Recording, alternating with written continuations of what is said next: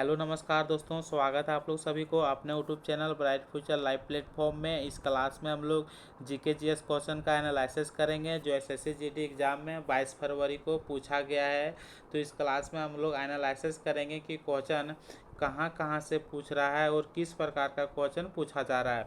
तो क्वेश्चन पूछा गया था, भारत ने अपनी मुद्रा का अवमूल्यन दूसरी बार कब किया है।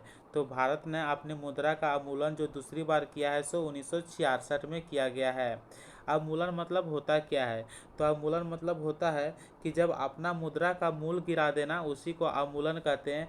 जैसे कि पहले $1 में हम लोग 80 रुपया दे रहे थे, लेकिन अब $1 में हम लोग 100 रुपया दे रहे हैं, तो अपना मुद्रा का मूल गिरा देना उसी को अवमूल्यन कहते हैं।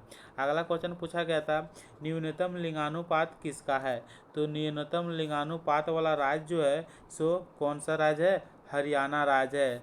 हरियाणा राज्य कितना है? 879 है। लेकिन पूछेगा कि अधिकतम लिंगानुपात वाला राज्य कौन सी है, तो केरल है। अधिकतम लिंगानुपात वाला राज्य कौन सी है? केरल है। अगला क्वेश्चन पूछा गया था कि रुक्मणी देवी का संबंध किस नृत्य से है। तो रुक्मणी देवी का संबंध जो है सो भरतनाट्यम से संबंध है। और भरतनाट्यम कहाँ का लोक नृत्य है? तो तमिलनाडु का लोक नृत्य है। अगला क्वेश्चन पूछ सकता है कि केरल का जो से कौन सा यानी कि कृष्ण आट्यम जो से कहाँ का लोक नृत्य है। तो केरल का एक लोक नृत्य है। कौन सा लोक नृत्य है? कृष्ण आट्यम। कृष्ण आट्यम लोक नृत्य कहाँ का है? तो केरल का है। अगला क्वेश्चन पूछा गया था कि महाराष्ट्र उद्योग रत्न पुरस्कार 2023 से किसे सम्मानित किया है।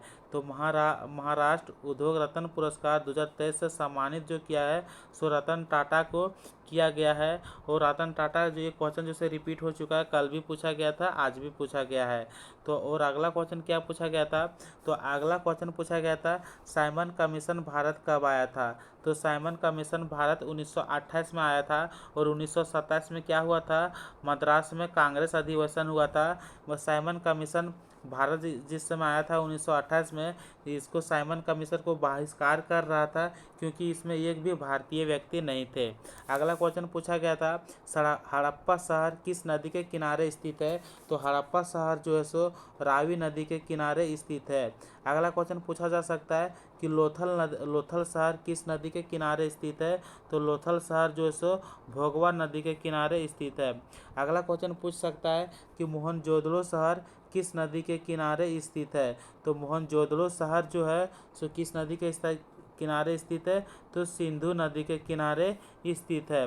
अगला क्वेश्चन पूछ सकता है, आप पूछा गया था अगला क्वेश्चन कि गैस का ठोस में परिवर्तन क्या होना, यानी जब गैस बदलती है तो डायरेक्ट सॉलिड में चेंज हो जाती है। जैसे कि सॉलिड पहले लिक्विड में चेंज होता है, उसके बाद गैस में, लेकिन ये लिक्विड में चेंज ना होकर जैसे कि गैस क्या हो गया, गैस डायरेक्ट किस में चेंज हो गया? सॉलिड में चेंज हो गया।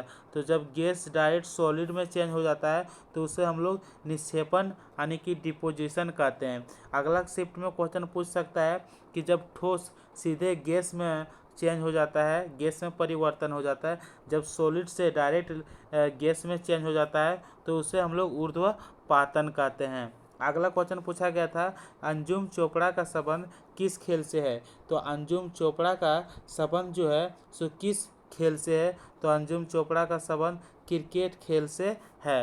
अगला क्वेश्चन पूछा गया था, अगला क्वेश्चन क्या पूछा गया था? अगला क्वेश्चन में पूछा गया था, एक फुटबॉल टीम में कितने खिलाड़ी खेलते हैं। तो एक फुटबॉल टीम में खिलाड़ी जो खेलते हैं सो 11 खिलाड़ी खेलते हैं। तो क्वेश्चन यहाँ से भी पूछा जा रहा है कि कौन सी खेल में कितना खिलाड़ी होती है। तो इस टॉपिक को भी अच्छी तरह से कवर करना है। अगला क्वेश्चन पूछा गया था, राधा श्रीधर किस नृत्य से संबंधित है। तो राधा श्रीधर जो संबंधित है वो किस नृत्य से संबंधित है। तो भरतनाट्यम से संबंधित है। अगला क्वेश्चन पूछा गया था, टीपू सुल्तान मैसूर का शासक कब बना था। तो टीपू सुल्तान मैसूर का शासक 1782 में बना था। उस समय द्वितीय आंग्ल मैसूर युद्ध चल रहा था। कौन सा युद्ध चल रहा था? द्वितीय आंग्ल मैसूर युद्ध चल रहा था। अगला क्वेश्चन पूछा गया था, पंडित रविशंकर का संबंध किस वाद्य यंत्र से है। तो पंडित रविशंकर का संबंध जो है सो सितार वाद्य यंत्र से है। अगला क्वेश्चन आपसे पूछा जा सकता है कि सितार और तबला का जनक जो से किसे कहा जाता है। तो सितार और तबला का जनक जो कहा जाता है सो अमीर खुसरो को कहा जाता है। तो क्वेश्चन यहाँ से बन सकता है कि अमीर खुसरो को किस नाम से जाना जाता है। तो तूती ये हिंद के नाम से अमीर खुसरो को जाना जाता है। अगला क्वेश्चन पूछा गया था कि कुका आंदोलन कब हुआ था। तो कुका आंदोलन 1840 से 1872 में हुआ था। 1840 से 1872 के बीच हुआ था। तो अगला शिफ्ट में क्वेश्चन पूछ सकता है कि कुका आंदोलन किस क्षेत्र में हुआ था। तो कुका आंदोलन जो है सो पंजाब क्षेत्र में हुआ था। अगला क्वेश्चन पूछा गया था कथक किस नृत्य से संबंधित है। तो कथक उत्तर प्रदेश राज्य से संबंधित है। कथक नृत्य उत्तर प्रदेश राज्य से संबंधित है।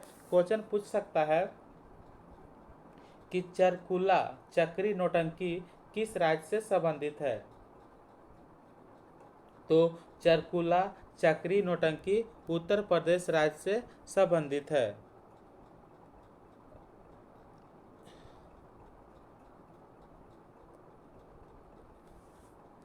अगला क्वेश्चन पूछा गया था कुचिपुड़ी किस नृत्य से संबंधित है। तो कुचिपुड़ी आंध्र प्रदेश राज्य से संबंधित है। भारतनाट्यम का प्राचीन नाम क्या था। तो भारतनाट्यम का प्राचीन नाम जो था सो सादिर के नाम से जाना जाता था। अगला क्वेश्चन पूछा गया था 2011 में भारतीय साक्षरता महिला दर कितना थी। तो 2011 में भारतीय साक्षरता महिला दर जो थी सो कितना थी। तो इसका साक्षरता के जो दर थी सो 65.46% थी। कितना थी 65.46% थी। अगला क्वेश्चन पूछा गया था टेबल टेनिस में जीरो स्कोर को कहा जाता है। तो टेबल टेनिस में जीरो स्कोर को लव कहा जाता है। क्या कहा जाता है लव कहा जाता है। अगला क्वेश्चन पूछा गया था कि एवरेस्ट पर चढ़ने वाली पहली भारतीय महिला कौन है। तो एवरेस्ट पर चढ़ने वाली पहली भारतीय महिला जो है सो वैछेंद्री पाल है। कौन है वैछेंद्री पाल है। अगला क्वेश्चन है 10वीं पंचवर्षीय योजना की वृद्धि दर कितनी है। तो 10वीं पंचवर्षीय योजना का वृद्धि दर जो है सो 8% है।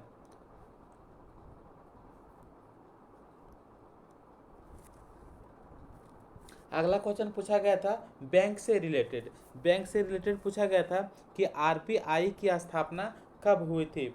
तो आरबीआई की स्थापना जो हुई थी सो 1 अप्रैल 1935 को हुई थी। लेकिन 1935 से 1936 2 साल इसका मुख्यालय जो है आरबीआई का मुख्यालय जो 2 साल रहा सो कोलकाता में रहा। कब कब रहा 1935 और 1936 में रहा। लेकिन 1937 से प्रेजेंट तक अभी तक आरबीआई का मुख्यालय कहाँ है। तो मुंबई में है। कहाँ पे है मुंबई में है। अगला क्वेश्चन पूछ सकता है आरबीआई से रिलेटेड कि आरबीआई की बैंक की स्थापना जो हुई थी सो किसके सिफारिश पर हुई थी। तो अंग हिल्टन आयुक्त कमीशन के सिफारिश पर हुई थी। किसके अंग हिल्टन आयोग कमीशन के सिफारिश पर हुई थी। क्वेश्चन पूछ सकता है कि आरबीआई को कौन सा बैंक कहा जाता है। तो आरबीआई को भारत का केंद्रीय बैंक कहा जाता है। आरबीआई को भारत का केंद्रीय बैंक कहा जाता है।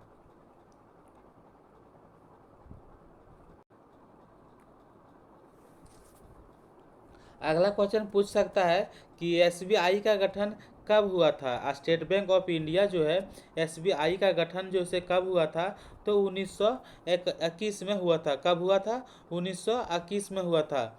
अगला क्वेश्चन पूछा गया था मौर्य वंश का संस्थापक कौन था। तो मौर्य वंश का संस्थापक जो था सो चंद्रगुप्त मौर्य था। कौन था चंद्रगुप्त मौर्य था। चंद्रगुप्त मौर्य जो था मौर्य वंश का संस्थापक था। समय का एसआई इकाई क्या है। तो एसआई यूनिट से भी क्वेश्चन पूछा जा रहा है। तो इस टॉपिक को भी अच्छी प्रकार से कवर करना है। तो समय का एसआई मात्रक जो है क्या है सेकेंड है। क्या है, सेकेंड है। अगला क्वेश्चन पूछा गया था आरएस यानी कि राज्यसभा में निर्वाचन सदस्य की संख्या कितनी होती है। तो राज्यसभा में टोटल सदस्य की संख्या जो टोटल सीटें की संख्या जो होती है सो 250 होती है, लेकिन मनोनीत सीट कितनी होती है, तो मनोनीत सीट जो होती है सो 12 होती है, और निर्वाचन सदस्य पूछेगा तो 238 होती है। अगला क्वेश्चन आया था कि मौलिक कर्तव्य किस अनुच्छेद में वर्णित किया गया है। तो मौलिक कर्तव्य का किस अनुच्छेद में वर्णन किया गया है।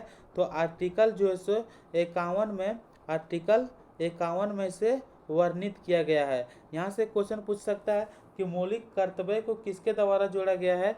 तो 42वें संविधान संशोधन द्वारा 1976 के तहत जोड़ा है।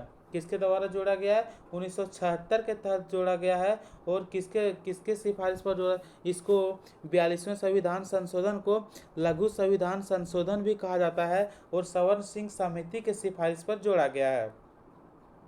क्वेश्चन पूछ सकता है कि वर्तमान में मूल कर्तव्य की संख्या जो है कितनी है। तो वर्तमान में मूल कर्तव्य की संख्या जो है सो 11 है। पहले कितना थी, 10 थी। पहले कितना थी, 10 थी, और अभी कितना है, तो 11 है। और अगला क्वेश्चन पूछा गया था कि H2 का नाम क्या है। तो H2 का नाम जो है क्या है, हाइड्रोजन है। क्या है, हाइड्रोजन है।